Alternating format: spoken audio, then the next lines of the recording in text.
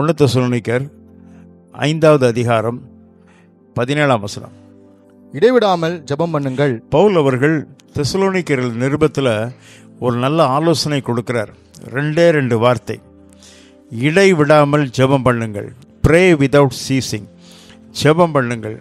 ஒவ்வொரு கிறிஸ்தவனும் இயேசுவை சொந்த ரட்சகராக ஏற்றுக்கொண்ட ஒவ்வொரு கர்த்தருடைய பிள்ளையும் இடைவிடாமல் ஜெபிக்க வேண்டும். 24 மணி நேரத்தில் ஏதோ ஒரு 5 நிமிஷம் மட்டும் இல்லை, 2 நிமிஷம் மட்டும் இல்லை, இடைவிடாமல் ஜெபம் பண்ணுங்கள். அருள்நாதர் இயேசு இந்த உலகத்தில் இருந்த பொழுது அதிகாலையில் இருட்டோடு எழுந்து வனாந்திரமான ஒரு இடத்துக்கு போய் ஜெபம் பண்ணி கொண்டே இருந்தார். அநேக கர்த்தருடைய பிள்ளைகள் ஜெபத்தில் உறுதியாய் தரித்திருப்பார்கள். எனக்கு அன்பானவர்களே, நம்ம ஜெபிக்க ஜெபிக்க ஜெபிக்க நீங்கள் ஆண்டவரோடு பேச ஆரம்பிக்கிறீங்க, கர்த்தரோடு இணைகிறீங்க, கர்த்தரோடு சம்பாஷிக்கிறீங்க. உங்களுக்கும் அவருக்கும் உரிய நெருங்கிய தொடர்பு அதிகரித்து கொண்டே இருக்கிறது. நீங்கள் எவ்வளவு நேரம் ஜெபிக்கிறீங்களோ அந்த அளவுக்கு உங்கள் ஆத்துமா, உங்கள் ஆவிக்குரிய வாழ்க்கை பலப்படுகிறது. உங்கள் ஆவிக்குரிய வாழ்க்கை பலப்படுகிறது. 1ஆம் நூற்றாண்டில் நீங்கள் பார்த்தீங்கன்னா அந்த நாட்களில் இருந்த தேவ மனிதர்கள், தேவதாசர்கள் ஜெபத்தில் மிக பல மணி நேரம் உறுதியாக இருந்தார்கள். அந்த முதல் நூற்றாண்டில் உள்ள மக்களை பார்க்கும் பொழுது அவங்க ப்ரேயர் லைஃப் அது என்னை உண்மையாக கவர்ந்து விட்டது, ரொம்ப கவர்ந்து விட்டது. அந்த அளவுக்கு அவர்கள் ஜெபித்தார்கள். எப்படி ஜெபித்தார்கள் தெரியுமா? அப்போஸ்தலர் 4ஆம் அதிகாரம் 30ஆம் வசனத்தை எடுத்து வாசிப்போம். உம்முடைய பரிசுத்த பிள்ளையாகிய இயேசுவின் நாமத்தினாலே அடையாளங்களும் அற்புதங்களும் நடக்கும்படி செய்து பிணியாளிகளை குணமாக்கும்படி உம்முடைய கரத்தை நீட்டி உம்முடைய ஊழியக்காரர் உம்முடைய வசனத்தை முழு தைரியத்தோடு சொல்லும்படி அவர்களுக்கு அனுகிரகம் செய்தருளும் என்றார்கள். பாருங்க, அவங்க ஜெபத்தில் உறுதியாக இருந்தாங்க. முதல் நூற்றாண்டில் அற்புத அடையாளங்கள் நடந்ததுக்கு மூல காரணம் என்ன தெரியுமா? அவங்க ஜெபத்தில் ரொம்ப உறுதியாக இருந்தாங்க. they were very fervent in prayer. அடையாளங்கள் நடக்கணும், அற்புதங்கள் நடக்கணும் என்று அவர்கள் ஆண்டவருடைய சமூகத்தில் போராடி ஜெபித்து காரியத்தை வாய்க்க செய்தார்கள். அவர்கள் ஜெபம் பண்ணின போது அவர்கள் கூடியிருந்த இடம் அசைந்தது. அவர்கள் எல்லோரும் பரிசுத்த ஆவியினால் நிரப்பப்பட்டு தேவ வசனத்தை தைரியமாய் சொன்னார்கள். பாருங்க, முதல் நூற்றாண்டில் அவங்க எப்படி இருந்தாங்க? எப்படி ஜெபம் பண்ணாங்க? ஒருமனப்பட்டு. அவங்க எப்படி இருந்தாங்க? ஒருமனப்பட்டு அவர்கள் ஜெபம் பண்ணும் பொழுது அவர்கள் கூடியிருந்த இடம் அசைந்தது. நானும் இத்தனை வருஷமாக எல்லா ஜெப கூட்டத்துக்கும் போயிருக்கேன், ஜெப கூட்டத்தையும் கேள்விப்பட்டிருக்கேன். எந்த இடத்துல ஜெப கூட்டம் அசைந்த மாதிரி கிடையாது. இவங்க அசைவாங்க, அந்த இடம் அப்படி தான் இருக்கும். அந்த இடமே அசைந்தது. அப்போ அந்த எந்த அளவுக்கு இருந்தது காரணம், அதுக்கு மூல காரணம் என்ன தெரியுமாங்க? அவங்க ஜெபத்தின் வல்லமை. அடுத்த வருஷம் 32 பாருங்க. விசுவாசிகளாகிய திரளான கூட்டத்தார் ஒரே இருதயமும் ஒரே மனமும் உள்ளவர்களாய் இருந்தார்கள். ஒருவனாகிலும் தனக்குள்ளவைகளில் ஒன்றையும் தன்னுடையது என்று சொல்லவில்லை, சகலமும் அவர்களுக்கு பொதுவாக இருந்தது. ஃபர்ஸ்ட் செஞ்சுரியில் திரளான மக்களாக இருந்தாலும் அவர்களுக்குள்ளே இருந்தது காரணம் என்ன? ஒரே இருதயம், ஒரே மனம், ஒன்னஸ். இவங்க என்ன நினைச்சாதான் அவரும் நினைப்பார், அவர் நினைச்சானா அதை தான் இவரும் நினைப்பார். எல்லாரும் ஒரு மனம், ஒரே இருதயம். அதுதான் அந்த இடத்தை அசைத்தது. நம்ம எந்த அளவுக்கு நம் தேவனோடு சஞ்சரிக்கிறோம், எப்படி கர்த்தரோடு இசைந்து இருக்கிறோம், கர்த்தரோடு ஒரு மனமாய் இருக்கிறோமா, சற்று சிந்தித்து பார்க்க வேண்டும். நம்முடைய ஜெப வாழ்க்கை தான் நம்முடைய ஆவிக்குரிய அஸ்திபாரம். பவுல் அவர்கள் அந்த காலத்தில் எல்லா தேவதாசர்கள் முழங்காலிலிருந்து ஜெபித்தார்கள், வெகு நேரம் ஜெபித்தார்கள். அருள்நாதர் இயேசு நமக்கு ஒரு முன்மாதிரியாய் இருந்தார். அவருடைய தனி ஜெப வாழ்க்கை எப்பொழுதும் ஜெபம் பண்ணி கொண்டே இருந்தார். சீஷர்கள் ஒன்று கூடும் பொழுதெல்லாம் ஜெபம் பண்ணி கொண்டே இருந்தார்கள், இடைவிடாமல். ஒரு நாளைக்கு 24 மணி நேரத்தில் அவங்க எப்பவுமே ஜெபத்தில் தான் இருந்தாங்க. எப்பவுமே ஜெபத்தில் தான். Prayer 24 hours round the clock. அவங்களுக்கு டைம் கிடைச்சா உடனே ஜெபந்தான். அவங்க கடற்கரை ஓரத்தில் கூட்டிட்டாங்களா உடனே எல்லாம் ஜெபந்தான். எல்லா இடத்துலையும் அவர்கள் ஜெபம். அந்த அளவுக்கு அவர்களுடைய ஜெப வாழ்க்கை உறுதியாய் இருந்தது. ஜெபத்தின் அஸ்திபாரம் தான் உன் ஆவிக்குரிய வாழ்க்கையை உயர்த்தும். கர்த்தர் உன்னோடு கூட இருக்கிறார் என்றால் இன்னைக்கு ஜெபம் எவ்வளவு தூரம் உறுதியாய் இருக்கிறாய், எந்த அளவுக்கு நீ இருக்கிறாய் என்று சிந்திக்க வேண்டும். எல்லா தந்திர கிரியைகளும் எப்படி அந்தரங்க பாதாளத்தில் அது செயல்படுகிறது, அது அந்த அவங்க கூட்டு எப்படி நடக்கிறது, execution of the evil activities எல்லாவற்றையும் கர்த்தர் எனக்கு காண்பிக்க ஆரம்பித்தார். ஜெபம் தான் முக்கியமான காரியம். அருள்நாதர் இயேசு லூக்கா 6ஆம் அதிகாரம் 12ஆம் வசனம், முழுதும் தேவனை நோக்கி ஜெபம் பண்ணி கொண்டிருந்தார். Whole night in prayer. அது எப்போவுமே ஜெபத்தில் உறுதியாக இருந்தார்.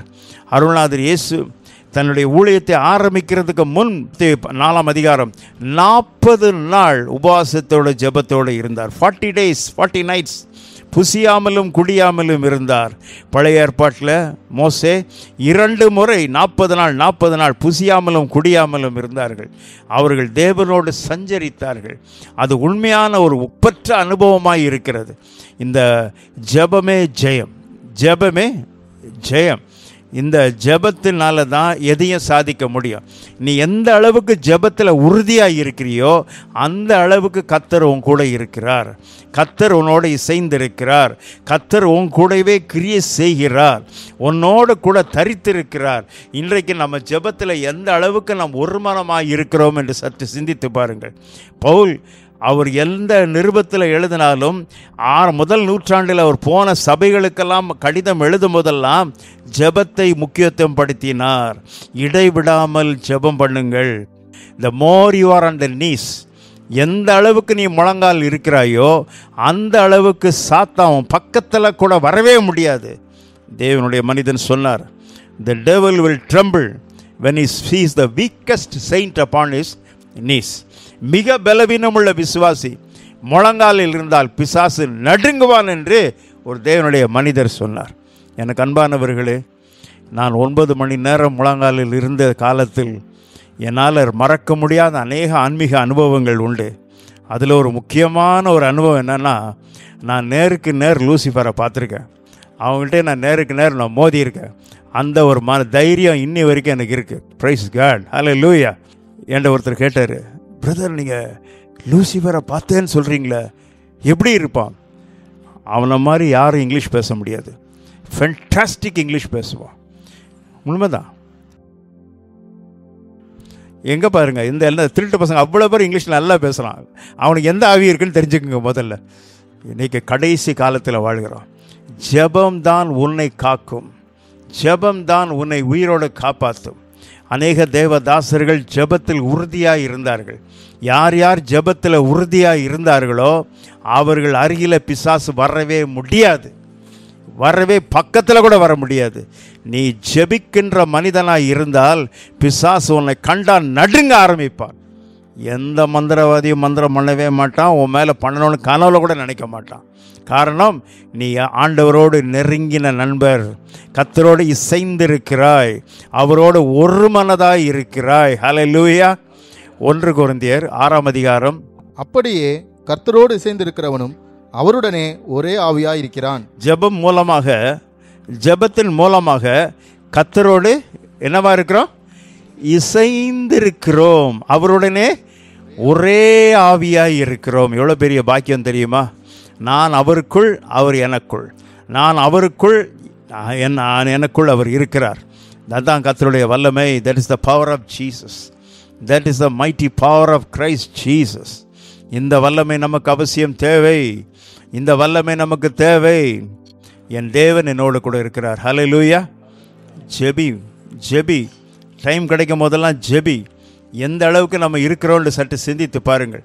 ஜெபத்தில் நம்ம எப்படி இருக்கிறோம்? அவரோடு நெருங்கி இருக்கிறோமா? அவரோடு ஒன்றாக இருக்கிறோமா? அவருக்குள் நாம் இருக்கிறோமா?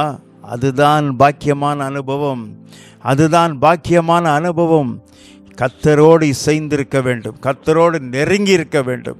அவரோடு இணைந்திருக்க வேண்டும். திக் friends will talk for hours and hours together. நெருங்கிய நண்பர்கள் பல மணி நேரம் பேசிக்கொண்டே இருப்பார்கள். அவங்க பேச்சுக்கு முடிவே இருக்காது. நான் கர்த்தரோடு இசைந்திருந்தால் மணிக்கணக்காக அவரோடு பேசிக்கொண்டே இருப்பேன். எந்த அளவுக்கு நம்ம அவரோடு நெருங்கி இருக்கிறோமோ அந்த அளவுக்கு நமக்கு ஆசீர்வாதமாக இருக்கும். நம்முடைய ஆன்மீக வாழ்க்கை கர்த்தர் காப்பாற்றுவார். ஹல்லேலூயா. கர்த்தர் நம்மை காப்பாற்றுவார். கர்த்தர் நம்ம கூட இருக்கிறார். நாம் ஆராதிக்கிற இயேசு உயிரோடு இருக்கிறார். அவர் கூட பேசும். வாய் இருந்தும் பேசாது அது. ஆனால் என் கர்த்தர், அவருக்கு வாய் உண்டு, பேசுவார். கண் உண்டு, பார்ப்பார். காது உண்டு, கேட்பார். அது காது இருந்தாலும் கேட்காது, கண் இருந்தாலும் பார்க்க முடியாது. ஆனால் என் கர்த்தர் பேசுகிற கர்த்தராய் இருக்கிறார். நம்ம prayer is not a monologue, it's a dialogue. ஏதோ நான் மட்டும் பேசிகிட்டு இல்லை. நான் பேச அவர் பதில் கொடுப்பார். நான் பேசிக்கொண்டே இருப்பேன், அவர் பதில் கொடுத்து கொண்டே இருப்பார். உன் ஆத்மா கர்த்தருக்குள் நிலைத்திருக்கிறதா இல்லையா என்று சற்று சிந்திக்க வேண்டும். உன் ஆத்மா கர்த்தருக்குள் நிலைத்திருக்கிறதா இல்லையா என்று சற்று சிந்திக்க வேண்டும். தானியேலை போல ஜெபித்தவர்கள், எல்லா தேவதாசர்கள் ஜெபித்தார்கள். தேவனுடைய மனிதர்கள் எல்லாரும் ஜெபத்தில் உறுதியாக இருந்தார்கள். நம்ம எந்த அளவுக்கு ஜெபிக்கிறோம்? எந்த அளவுக்கு ஜெபிக்கிறோம்? நம்ம ஜெப வாழ்க்கை எவ்வளோ நேரம் இருக்கிறது? எந்த அளவுக்கு உறுதியாக இருக்கிறது? எவ்வளோ மணி நேரம் நம் ஜெபத்தில் உறுதியாக இருக்கிறோம்? அந்த அளவுக்கு கர்த்தர் உன் ஆத்மாவை பலப்படுத்துவார், உன்னை கனப்படுத்துவார், உன்னை உயர்த்துவார். எனக்கு அன்பானவர்களே, நாம் கடைசி மணி நேரத்தில் வாழ்ந்துட்டுருக்கோம். ஜெபமே ஜெயம். இன்று நம் ஜெபத்துக்கு முதலிடம் கொடுப்போம். கிடைக்கிற நேரமெல்லாம் ஜெபத்தில் உறுதியாக இருப்போம். எவ்வளோ நேரம் ஜெபிக்கிறோம், எவ்வளோ மணி நேரம் ஜெபிக்கிறோம், அதுதான் முக்கியம். That is very important. எந்த அளவுக்கு எவ்வளோ நேரம் ஜெபிக்கிறோமோ அதுதான் உன் ஆன்மீக வாழ்க்கையினுடைய அஸ்திபாரம். ஏதோ கடமைக்காக 5 நிமிடம் 10 நிமிடம் ஜெபம் பண்ணுறது ஜெபமே கிடையாது. நமக்கு கிடைக்கும் நேரமெல்லாம் ஜெபத்தில் உறுதியாக இருக்க வேண்டும். கர்த்தர் ஆண்டவராக இயேசு தம் சீஷர்களை வலியுறுத்தின காரியம், ஜெபிங்கள். கடைசியாக சிலுவைக்கு கெத்செமனே தோட்டத்தில் 1 மணி நேரமாவது என்னோட கூட விழித்திருக்க கூடாதா? 1 மணி நேரம். எப்பொழுதும் அவர்கள் ஜெபத்தில் உறுதியாக இருந்தார்கள். இடை விடாமல் ஜெபம் பண்ணுங்கள். எவ்வளவுக்கு நேரம் நாம் ஜெபிக்கிறோமோ அவ்வளோ நேரம் உனக்கு ஆசீர்வாதம், உனக்கு ஆசீர்வாதம். பிரச்சனைகள் உண்டு, கஷ்டங்கள் உண்டு, நஷ்டங்கள் உண்டு, கண்ணீர் உண்டு, தொல்லைகள் உண்டு, எல்லாம் இருக்குது இந்த உலகத்தில். ஆனால் என் கஷ்டத்தையும் என் கண்ணீரையும் என் பிரச்சனையும் ஏசப்பா காலில் விழுந்து, அப்பா நீங்கள் தான்ப்பா என்னை காப்பாற்றணும், நீங்கள் தான்ப்பா என்னை காப்பாற்றணுன்னா கர்த்தர் மேல் உன் பாரத்தை வைத்து விடு. அவர் உன்னை ஆதரிப்பார். நீதிமானை ஒரு போதும் தள்ளாட விட்டார். நாம் ஆராதிக்கிற தேவன் நம்மோடு கூட இருக்கிறார். ஹல்லேலூயா. கர்த்தர் நம்மோடு கூட இருக்கிறார். பயப்படாத. கர்த்தர் பெரிய காரியங்களை செய்வார். ஜெபத்தில் உறுதியாக இருக்க வேண்டும். கர்த்தரோடு இசைந்திருந்தால் கர்த்தர் உன்னை கொண்டு பெரிய காரியங்களை செய்வார். உன் ஆத்மா பலப்படும். உன்னை நம்பி இருக்கிற சபை மக்கள் காப்பாற்றப்படுவார்கள். உன்னை நம்பி இருக்கிற ஊழியத்தில் இருக்கிறவர்கள் காப்பாற்றப்படுவார்கள். எந்த வேளையானாலும் எந்த நேரமானாலும் கர்த்தர் உன்னோடு கூட இருக்கிறார். ஹல்லேலூயா, ஹல்லேலூயா. நம்ம ஆராதிக்கிற இயேசு உயிரோடு இருக்கிறார். நம்ம ஆராதிக்கிற இயேசு உயிரோடு இருக்கிறார். கர்த்தர் நம்மோடு இருக்கிறார். இடைவிடாமல் ஜெபம் பண்ணுங்கள்.